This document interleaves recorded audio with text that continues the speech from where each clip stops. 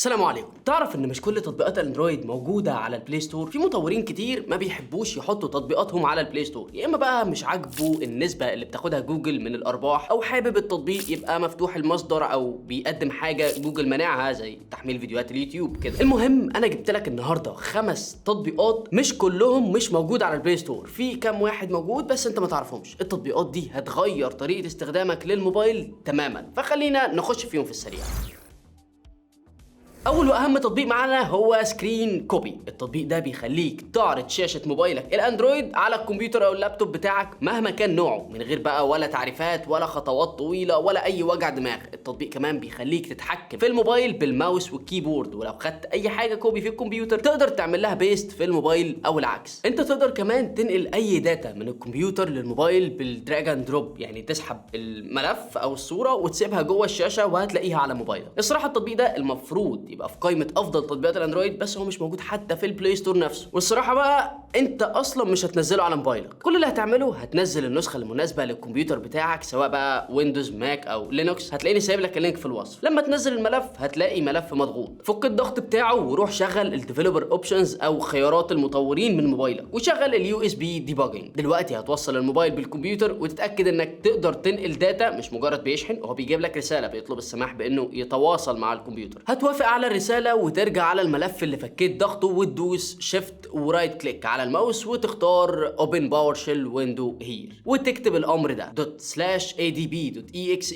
devices. لو لقيت موبايلك وجنبه اوثرايزد يبقى الدنيا تمام، وتروح تفتح السكرابي.exe وشاشه الموبايل هتشتغل في اقل من ثانيه. تاني تطبيق معانا هو اد سكيب. التطبيق ده ببساطه بيعمل حاجه جامده جدا للناس اللي مش مشتركين في يوتيوب بريميوم، وهو انه بيدوس على زرار سكيب لما يظهر لك اعلان يوتيوب. بتاكل بقى ايدك مش نظيفه بتعمل اي حاجه ومش هتعرف تدوس على سكيب، هو التطبيق ده يعمل سكيب بدالك. برضو هتلاقيني سايب لك اللينك في الديسكربشن. تالت تطبيق معانا هو الكي مابر. التطبيق ده ما كانش متاح الاول على البلاي ستور، بس مؤخرا بقى متاح عادي. التطبيق ده بيخليك تغير اوامر الزراير بتاعه الموبايل، يعني لو عايز مثلا زرار الصوت يفتح الكاميرا او يخلي الموبايل صامت فقشطه تقدر تعمل كده. طبعا هتقول لي طب وانا لما اغير زراير الموبايل انا كده هستفيد ايه؟ ما اكيد ما حدش بيستغنى عن زراير الصوت او زرار الباور. عشان كده التطبيق فيه اوبشن انك تدمج اكتر من زرار في نفس الوقت. يعني مثلا عايز تقلب الموبايل سايلنت ممكن تخليه دوستين على الزرار توطية الصوت، عايز تفتح الكاميرا من زرار الباور ممكن تخليها دوستين ورا بعض. مالكش في الايماءات وعايز تاخد سكرين شوت بالزرار، حدد الزرار او الزرارين او حتى ال3 زراير اللي عايزهم وخليهم اختصار للسكرين شوت. طب مش عايز انت بقى وجع الدماغ بتاع الزراير؟ في تطبيق تاني اسمه تاب، وده بيخليك تحدد اوامر لما تخبط على ظهر الموبايل مرتين او 3 مرات عشان الموبايل يعمل اللي انت عايزه. ممكن بقى حاجه من السيستم تفتح تطبيق او تطبيقين، او يقسم الشاشه لوحده، يشغل الجوجل اسيستنت، وايا كان انت عايز ايه. والاجمد بقى انك ممكن تحط شروط عشان مش اي وقت تخبط خبطتين او 3 الاوامر دي تنفذ. يعني مثلا لو بتلعب لعبه معينه الموبايل بيشحن، قلب الموبايل في الوضع الافقي. كل اللي هتحتاجه بس عشان تستخدم تاب ان موبايلك يكون فيه جايروسكوب، وده موجود في اغلب الموبايلات دلوقتي. وعموما لو انت موبايلك مفهوش هو هيقول لك اول ما تشغل التطبيق. اخر تطبيق معانا النهارده هو سمارت دوك، وده بيظهر لك زي تاسك بار كده شبه بتاعه الويندوز، وبيشتغل على اي جهاز اندرويد، يعني موبايل تابلت او كمبيوتر قشطه ما بيقولش لا. بس انا انصحك تستخدمه لو معاك تابلت عشان مش هيفيدك قوي على الموبايل. التاسك بار او الشريط اللي بيظهره ده بيبقى عليه كل التطبيقات المفتوحه، قائمه التطبيقات، وتقدر انت تثبت اي تطبيق انت عايزه او امر في السيستم زي زراير النافيجيشن او التنقل القديمه، او بقى الفلاش والواي فاي والبلوتوث، وحتى نوتيفيكيشنز ممكن تظهره برضو باختصار زي الويندوز كده. في كمان اوبشن انك تخلي الشريط ده يختفي او يظهر لوحده او تثبته براحتك. هتلاقوني برضو سايب لكم اللينك تحت في الديسكربشن.